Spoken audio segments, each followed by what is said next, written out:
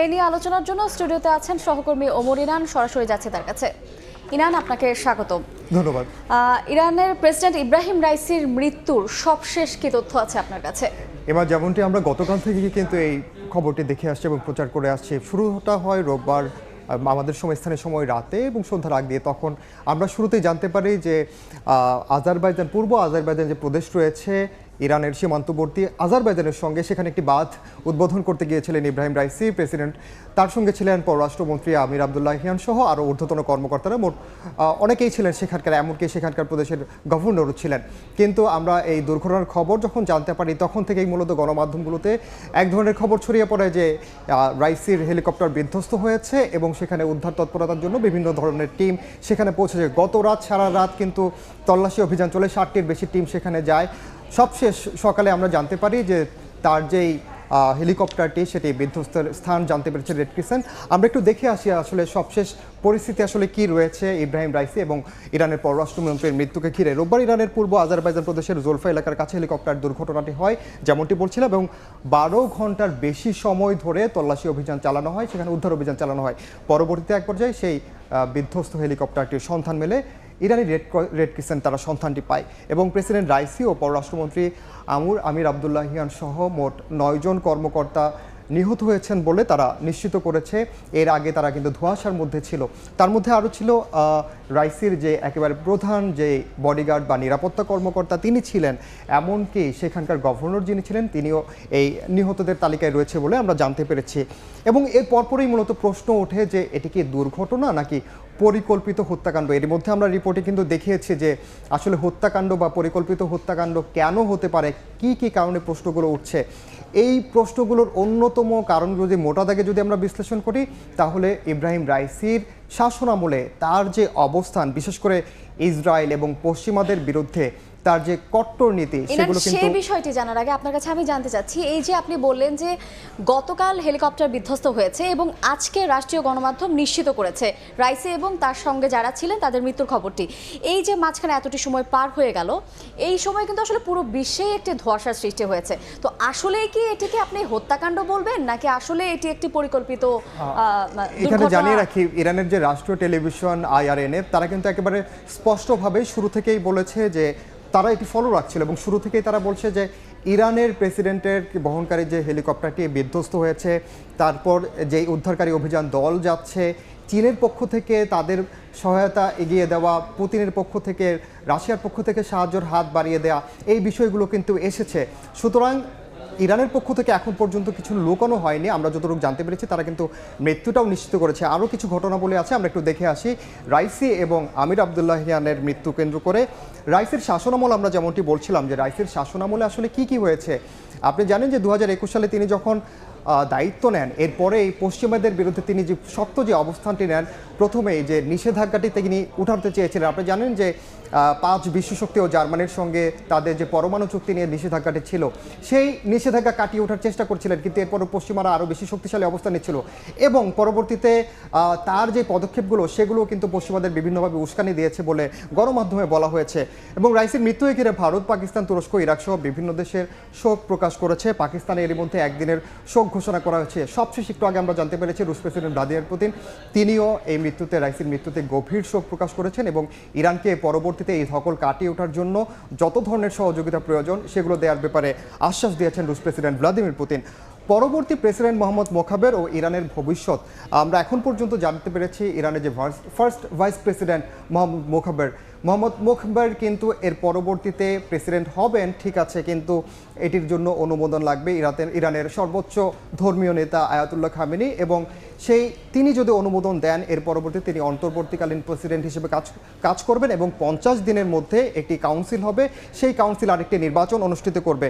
এবং এই প্রক্রিয়ায় কিন্তু ইরান আসলে তাকিয়ে আছে যে ইরানের ভবিষ্যৎ আসলে পরবর্তীতে কি হতে যাচ্ছে এবং পরবর্তীতে ইরান আসলে কিভাবে তাদের দেশ শাসন পরিচালনা করবে, এটিও কিন্তু এখন সামনে চলে আসছে। ইমা, হিনান, এই বিষয়ে আমরা একটু প্রতিবেদন দেখে আসি। রাইসির উত্থান নিয়ে আমরা অবশ্যই আরো আলোচনা করব, কিন্তু পশ্চিমাদের আধিপত্য দমন করে উত্তপ্ত মধ্যপ্রাচ্যের সবচেয়ে ক্ষমতাধর দেশ এখন ইরান। ক্রমাগত নিষেধাজ্ঞা এবং হুমকিতেও টলাতে পারেনি দেশটিকে। তেহরানকে এমন উচ্চতায় বসাতে অন্যতম গুরুত্বপূর্ণ ভূমিকা ছিল এই রাইসির। মধ্যপ্রাচ্যে ক্ষমতার ভারসাম্য ফিরিয়ে আনতে দেখিয়েছেন মুন্সি আনাও। আমরা এই বিষয়ে আরও খবর জানবো এবং আমাদের সঙ্গে এই মুহূর্তে যুক্ত হবেন রেডিও তেহরানের এডিটর সিরাজুল ইসলাম, তার সঙ্গে আমরা যুক্ত হতে চাই এবং শুরুতেই আপনার কাছে জানতে চাই যে এই রাইসির মৃত্যুর পরবর্তীতে ইরানের শাসন ব্যবস্থা অর্থাৎ পরবর্তী শাসন ব্যবস্থায় কী হতে পারে কিংবা প্রধান হিসেবে কে দায়িত্ব পালন করবেন, এটি নিয়ে একটি ব্যাপক জনমনে প্রশ্ন রয়েছে। সেই বিষয়টা যদি আপনি পরিষ্কার করেন, আপনি অনেক দীর্ঘদিন রেডিও তেহরানের সঙ্গে কাজ করছেন। জি, অনেক ধন্যবাদ ওমর ইনান। ইসলামী প্রজাতন্ত্রী ইরানের প্রেসিডেন্ট সাইদ ইব্রাহিম রাইসির নিহত হওয়ার ঘটনার পর প্রশাসনিক কোনো জটিলতা সৃষ্টির কোনো কারণ নেই ইরানে। তিনি যেমন নির্বাচিত প্রেসিডেন্ট ছিলেন এবং তেমনি নির্বাচিত সরকার রয়েছে, সংসদ রয়েছে এবং ইরানের সংবিধানে পরিষ্কার করে বলা আছে এই রকম পরিস্থিতিতে ইরানে কিভাবে প্রশাসনিক কার্যক্রম পরিচালিত হবে। ইরানের সংবিধান বলছে যে দেশের প্রেসিডেন্ট প্রধান নির্বাহী কর্মকর্তা হিসেবে দেশের প্রেসিডেন্ট যদি মারা যান বা দায়িত্ব পালনে অক্ষম হন বা অপসারিত হন, তাহলে প্রথম ফার্স্ট ভাইস প্রেসিডেন্ট ভারপ্রাপ্ত প্রেসিডেন্ট হিসেবে দায়িত্ব পালন করবেন। এবং সেই হিসেবে অলরেডি আজকেই মন্ত্রিসভার জরুরি বৈঠক করেছেন দেশের ফার্স্ট ভাইস প্রেসিডেন্ট মোহাম্মদ মুকবের। তিনি মন্ত্রিসভার আজকের বৈঠকের সভাপতিত্ব করেছেন এবং তিনি ভারপ্রাপ্ত প্রেসিডেন্টের দায়িত্ব অলরেডি নিয়েছেন এবং আগামী 50 দিনের ভেতর ইরানে প্রেসিডেন্ট নির্বাচন হবে এবং রাইসির যে অবশিষ্ট যে সময়টা, অর্থাৎ তার যে 4 বছরের সময়কাল ছিল, মেয়াদকাল ছিল, সেই 4 বছর মেয়াদকালের যেটুকু বাকি আছে সেই সময়টা তিনি দায়িত্ব পালন করবেন। আমি একটু আপনাকে থামাতে চাই, একটু জানতে চাই যে মধ্যপ্রাচ্যে রাইসির মৃত্যুর পরবর্তীতে এখন মধ্যপ্রাচ্যে ইরানের যে নীতি রয়েছিল সেটিতে আসলে কোনো পরিবর্তন আসবে কিনা কিংবা কি ধরনের পরিবর্তন বা প্রভাব পড়তে পারে এই রাইসির মৃত্যুর মধ্য দিয়ে, রাইসির পাশাপাশি পররাষ্ট্রমন্ত্রী সহ যে গুরুত্বপূর্ণ মন্ত্রীরা মারা গেলেন সেটির বিষয়ে?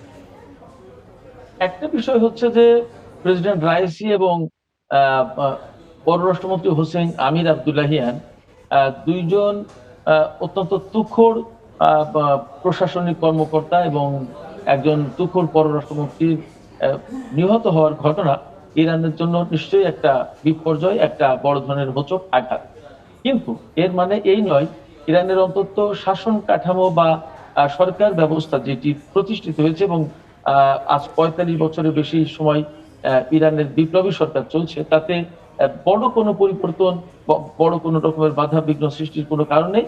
মধ্যপ্রাচ্যের পরিস্থিতিতেও ইরানের যে নীতি ছিল সেই নীতিতে কোনো পরিবর্তন আসবে না, কারণ ইরানের মধ্যপ্রাচ্যে বা আন্তর্জাতিক অঙ্গনে যে নীতি গ্রহণ করা হয় সেই নীতি যে শুধুমাত্র প্রেসিডেন্ট বা পররাষ্ট্রমন্ত্রী ঠিক করেন তা কিন্তু নয়।